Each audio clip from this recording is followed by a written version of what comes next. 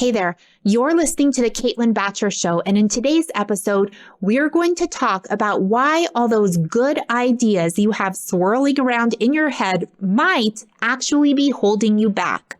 You'll learn why being an idea chaser is great when you're first starting out in business, but now that you're trying to build momentum, it's keeping you stuck.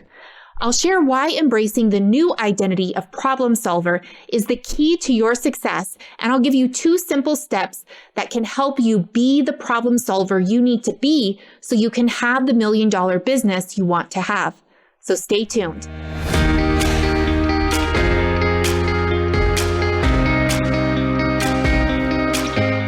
My name is Caitlin Batcher, creator of Scale with Success, and I'm on a mission to help course creators all over the world grow their business in a way that is profitable and scalable. Join me here each week for revealing conversations about what it really takes to scale an online course business to millions of dollars per year without sacrificing date nights with your partner, vacation with your kids, or spa days for yourself. You'll discover the tough decisions I've had to make, the biggest failures I've had to bounce back from, and the learnings that emerged every step of the way. I am so grateful that I have the chance to share it all with you right here on the Caitlin Batcher Show. Let's get started. If you're like most course creators, you have about 103 great ideas every single day.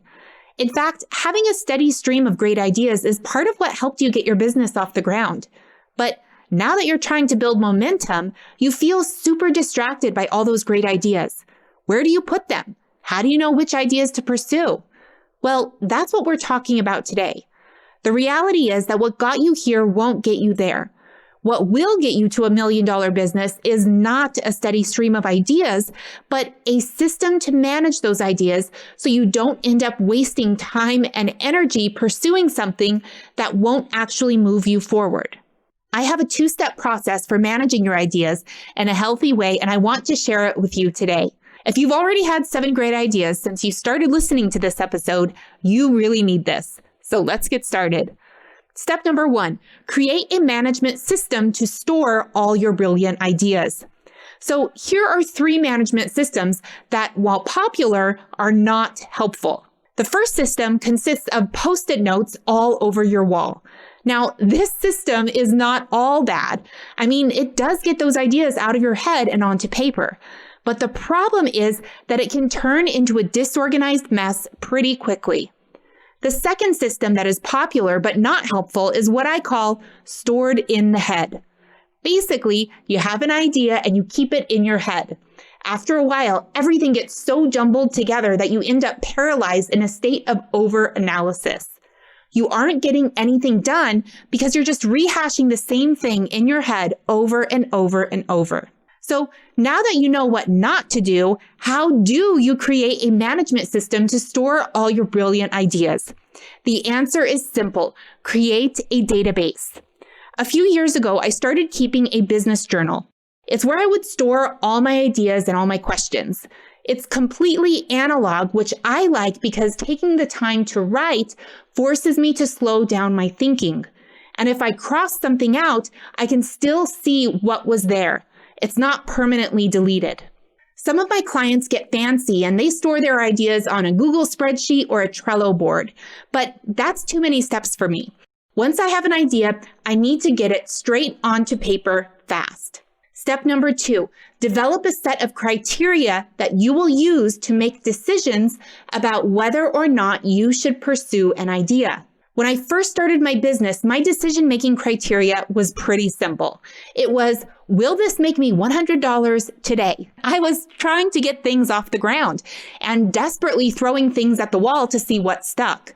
The problem with this approach is that as your business grows, there will always be a $100 opportunity in front of you. And if you keep taking those $100 opportunities, you're going to miss out on the $10,000 opportunities.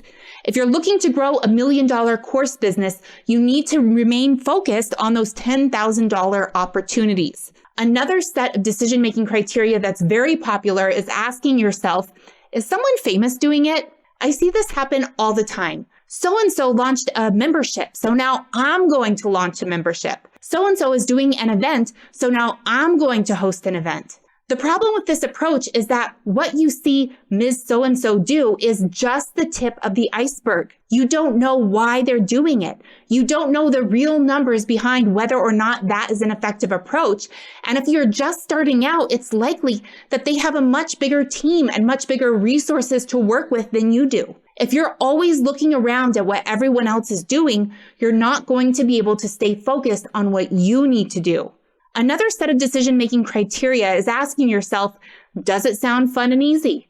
The problem with this approach is that there are lots of things that sound fun and easy, but just because it sounds fun and easy doesn't mean it's going to move your business forward. Your time is limited and extremely valuable. As CEO, you don't have time to chase shiny objects that sound fun and easy. The growth of your business depends on you to focus your company resources on big problems that need to be solved. So how do you develop a set of criteria that you will use to make decisions about whether or not you should pursue an idea? Stop chasing new ideas and start solving existing problems.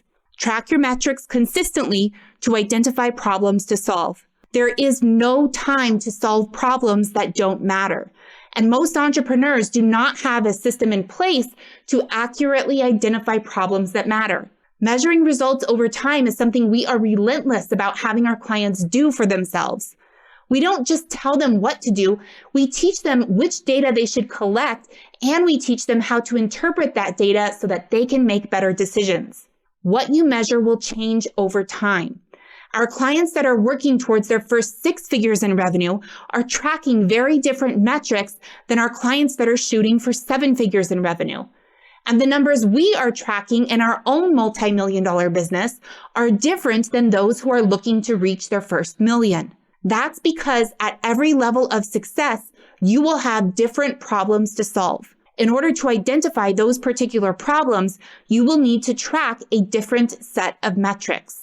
Making the decision to be a problem solver instead of an idea chaser is the single best thing that you can do for your business. Now, I want to know your number one takeaway from today's episode. Send me a DM on Instagram or join my free Facebook group and let me know. Are you ready to get off the revenue roller coaster and start generating consistent, scalable income from your online course? Join me inside my signature program, Scale with Success, where you'll get the content, coaching, and community you need to successfully implement our proprietary sales and marketing methodology into your business, so you can start reaping the rewards of running a highly profitable online course business. Scale with Success is a 12-month group coaching experience exclusively created for online course creators who are ready to transform their business into a lean, mean, scaling machine. What are you waiting for? Click over to CaitlinBatcher.com and apply now.